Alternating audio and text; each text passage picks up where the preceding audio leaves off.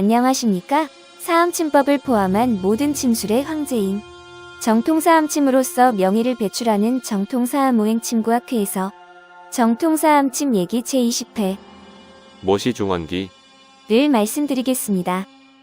상한론, 체질론 오운육기의 이론은 1970년대에 들어서면서 죽었습니다. 한의사라면 난생 처음 보는 질병도, 들어봤지만 처음 치료해보는 질병도 다 치료할 수 있어야 합니다.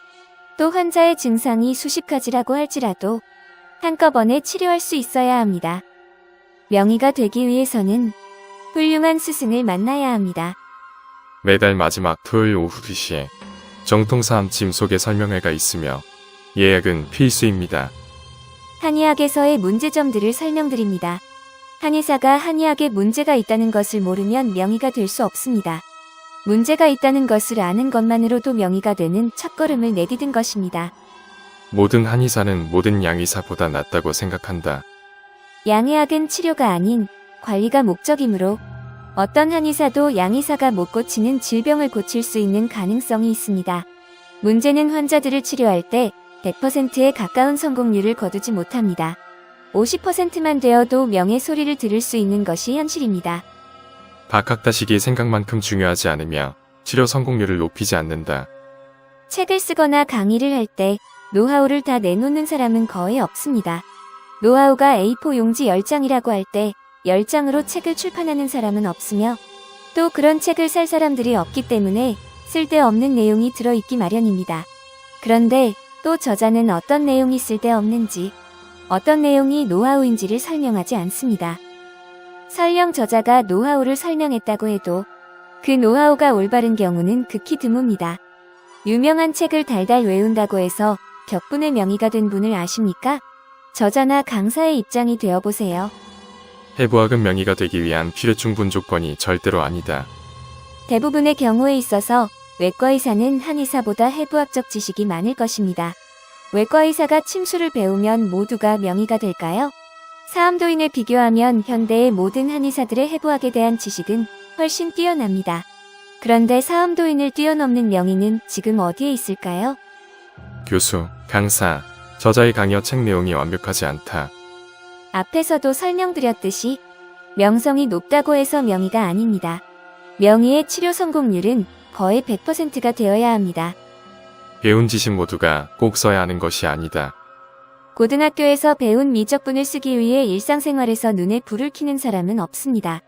한의대에서 배운 지식의 거의 대부분은 쓸모없는 것이거나 오히려 환자 치료를 방해하는 것일 수도 있습니다.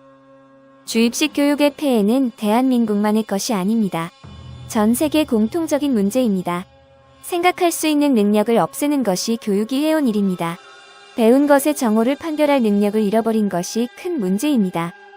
한번 치료에 성공했다고 계속 성공하는 것이 아니다.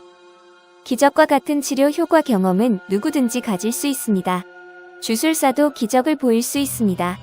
그 짜릿한 희열을 잊으셔야 합니다. 그 짜릿한 희열에서 벗어나지 않으면 환자를 다 놓치게 됩니다.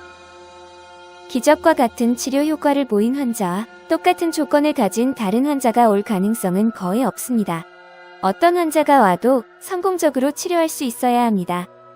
사암침 허실보사표를 외우거나 갖고 다니면 사암침을 모르는 한의사다. 허실보사표를 외워야 한다면 사암도인께서 발명하신 사암침을 제대로 이해하지 못한다는 뜻입니다. 허실보사표는 원칙이며 원칙을 만들어낸 원리를 모르면 원칙밖에 쓸 수 없으며 원칙에 어긋나는 환자가 오면 치료할 수 있는 방법이 없습니다. 원칙에 맞는 환자가 어떤 환자일까요? 원칙에 맞은 환자만 받으시겠습니까? 게다가 원칙에 맞는 환자가 와서 원칙에 따라 치료를 하면 무조건 나을까요? 사암침을 제대로 이해한다면 표를 보거나 외울 필요가 없으며 어떤 정격, 어떤 승격, 어떤 한열 보사법도 5초 이내에 경혈 4개가 떠올라야 합니다. 사암침은 침 4개만 쓰는 침이라고 이해하면 사암침을 모른다는 뜻입니다. 1개만 쓸 수도 있고 24개를 쓸 수도 있습니다.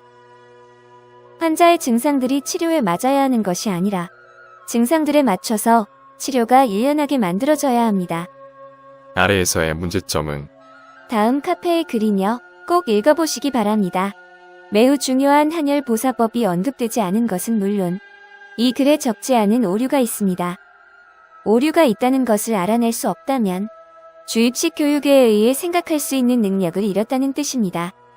혹시 소설책을 외우지는 않으셨는지요? 오운육기 이론을 예로써 말씀드리겠습니다. 오운육기 이론은 음양오행 이론에서 극히 일부분을 차지하는 내용입니다. 적용할 수 있는 경우도 있으나 현대 질병을 치료함에는 거의 쓸모가 없습니다. 오운육기 이론을 주장하는 자는 오운육기의 문제점들을 설명하지 않습니다. 오히려 모든 질병을 치료할 수 있는 유일한 방법이라고 설명해야 할 수밖에 없고 또 그렇게 하기 위해선 소설을 써야 합니다. 혹자는 사주명리학을 치료에 도입합니다. 이 역시 소설에 불과합니다. 문제점을 발견할 수 있는 능력을 키워야 합니다.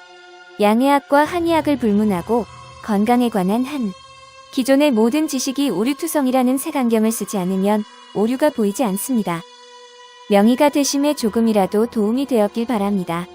많은 환자들을 도울 수 있으시길 바랍니다.